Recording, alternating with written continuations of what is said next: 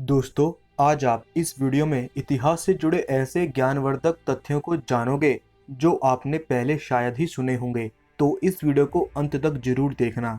तो शुरू करते हैं आज का वीडियो बिना किसी देरी के। Number 5, in the ancient Olympics athletes performed naked. Olympic games, जिसकी उत्पत्ति प्राचीन ग्रीस में लगभग आज से 3000 साल पहले हुई थी, जिसमें विभिन्न प्रकार के खेलों की प्रतियोगिता रखी जाती थी और 19वीं शताब्दी के अंत में इसे पुनर्जीवित किया गया, जो आज विश्व भर में प्रसिद्ध है। लेकिन आज से लगभग 3000 साल पहले जब ओलंपिक की शुरुआत हुई थी, तब ओलंपिक गेम्स को गॉड ज्यूस के ऑनर में आयोजित किया जाता था और उस समय में जितने भी एथलीट्स थे जो ओलंपिक में परफॉर्म करते थे, वह नग्न अवस्था में परफॉर्म करते थे, क्योंकि ऐसा करके एथलीट्स देवताओं की नकल करना चाहते थे। लेकिन नग्न अवस्था में परफॉर्म करने में एथलीट्स को एक एडवांटेज भी था कि जब एथलीट्स को पसीना आता परफॉर्म करते वक्त, तो जितना भी उनकी स्किन पर टॉक्सिस होते, मतलब कि जो गंदगी होती, वह पसीने के माध्यम से आसानी से बाहर निकल जाते, जिसके चलते एथलीट्स बहुत ही अच्छे से परफॉर्म कर पाते। और मैं आपको एक और बात बता दूं कि जो जिम्नास्टिक शब्द है, वह एक ग्रीक वर्ड जुम्नाशिया, जिसका मतलब एथलेटिक या ट्रेनिंग या एक्सरसाइज होती है, और जिम्नोस अर्थात नग्न होना। अगर इन दो ग्रीक शब्दों को इंग्लिश में ट्रांसलेट किया जाए तो इसका मतलब होता है टू ट्रेन नेकेड, अर्थात नग्न होकर प्रशिक्षण के लिए। Number 4, the world's most successful pirate in history was a lady. China देश की चिंगशिहा महिला, जो एक प्रोस्टिट्यूट थी, उसी दौरान रेड फ्लैग के बेड़े के कमांडर ने इस महिला को खरीद लिया और बाद में इस महिला से शादी कर ली। लेकिन कमांडर ने उसे सिर्फ एक पत्नी के रूप में देखने के बजाय उसे कमांडर ने अपने बराबर का हक दिया। तभी से चिंगशिहा रेड फ्लैग बेड़े की सक्रिय समुद्री डाकू बन गई। चिंगशिहा ने जल्दी ही अपने सभी समुद्री डाकुओं का सम्मान अर्जित किया। जब कुछ समय बाद उसके पति की मृत्यु हुई, तो चिंगशिहा ने ही कैप्टन की जिम्मेदारी उठाई। चिंगशिहा के लीडरशिप में रेड फ्लैग बेड़े में 300 से ज्यादा युद्धपोत शामिल थे, जिनमें संभावित 1200 से ज्यादा समर्थन जहाज थे। लगभग 40,000 से 80,000 आदमी, औरत व बच्चे भी इसके अंदर थे। चिंगशिहा ने अपने कैप्टनसी में चाइना के पूरे समुद्र में अपना राज किया और अपना खौफ बनाए रखा।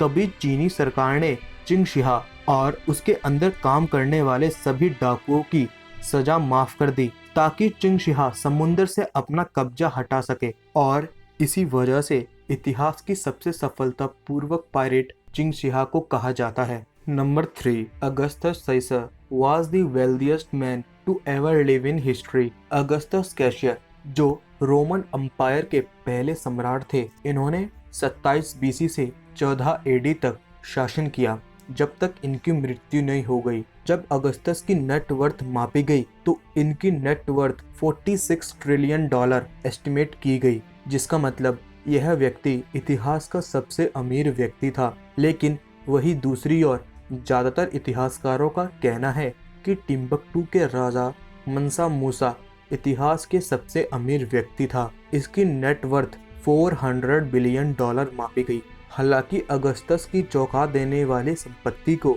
आज भी मापा जा सकता है। तो आपका इसके बारे में क्या कहना है कि अगस्टस या फिर मंसा मूसा, इनमें से कौन सा व्यक्ति इतिहास का सबसे ज्यादा अमीर व्यक्ति था? कमेंट सेक्शन में लिखना ना भूलें। Number 2, captain Morgan was a real guy. दुनिया भर में मशहूर कैप्टन मॉर्गन एक रम ब्रांड वाले लिक्वर का एक ब्रांड है, जो ब्रिटिश अल्कोहल कंपनी है। लेकिन क्या आपको पता है कि सर हेनरी मॉर्गन एक रियल में व्यक्ति था, जो असल जिंदगी में भी एक रम पीने का शौकीन था और वह एक कैप्टन जैसी जिंदगी जीता था। तभी इन्हें कैप्टन हेनरी मॉर्गन कहा जाने लगा। इन्होंने कैरेबियन सी में ब्रिटिशर्स के साथ स्पेनिश के खिलाफ लड़ाई लड़ी थी और सन 1688 में इनकी मृत्यु जमाइका में एक बहुत अमीर आदमी के रूप में हुई। तभी ब्रिटिश में एक रम ब्रांड का नाम इन्हें के ऊपर कैप्टन मॉर्गन रखा गया, जो आज दुनिया भर में मशहूर है। Number 1, Alexandra the great was buried alive accidentally. आपने अलेक्जेंडर द ग्रेट का नाम तो सुना ही होगा, जो एंशिएंट ग्रीक राज्य मैसेडोन का राजा और आर्गीड डायनेस्टी का सदस्य भी था। अलेक्जेंडर ने महज 32 साल की उम्र में अपने दम पर इतिहास का आज तक का सबसे बड़ा लैंड बेस्ड एम्पायर खड़ा कर दिया, जो बल्कन से लेके पाकिस्तान तक लगभग 4800 किलोमीटर जितना बड़ा था। लेकिन साल 323 बीसी में जब अलेक्जेंडर की उम्र महज 32 वर्ष की थी, अचानक अलेक्जेंडर बीमार पड़ गया और 12 दिनों तक दर्द से कहराते हुए उसकी मृत्यु हो गई। लेकिन उसकी डेड बॉडी को 6 दिनों तक सड़ने व गलने का कोई लक्षण नहीं दिखा, जिसको देखते हुए आज के मॉडर्न डे साइंटिस्ट का मानना है कि Alexander neurological disorder Guillain Barre syndrome से पीड़ित था। साइंटिस्ट का मानना है कि जब वह मर गया तो वह वास्तव में